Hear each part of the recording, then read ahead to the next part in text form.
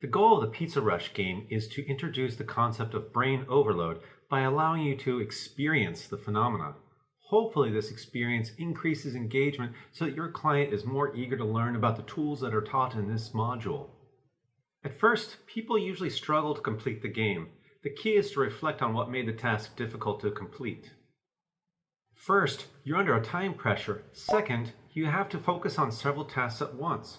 You have to figure out the order, you have to find the toppings, you have to learn how to click and drag the toppings, etc. Plus, the order is only up for a few moments and then it is replaced with a new order, so it requires memorization.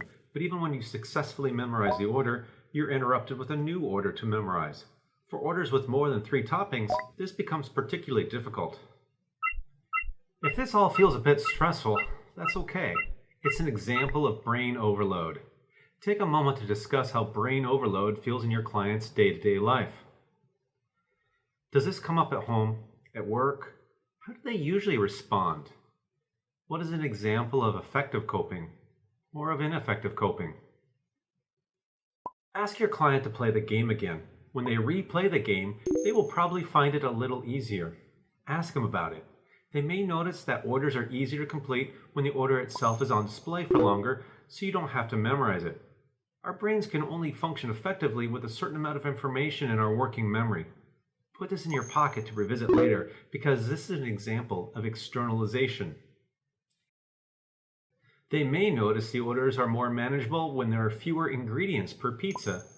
Put this in your pocket too. We'll revisit it later because this is an example of simplification. This point may be a bit nuanced. We don't want to imply that the only way to cope is by having fewer stressors. The learning objective, the point of simplification, is to break stressors down into manageable pieces. In other words, if we have to keep making pizzas and the orders keep coming in whether we like it or not, it's a lot more doable to make pizza with 3 toppings at a time versus 10 toppings at a time, right? Talk to your client about how this might apply to an overwhelming task in their life. People may also say they are more successful the second or third time because they are more familiar with the technique for playing the game, or that they are more familiar with where the toppings are on the table. Use this as an opportunity to reinforce the importance of practice. So the important takeaways here include experiencing brain overload, beginning to notice some of our Toolkit 1 strategies that might be useful, and reinforcing that practice is paramount.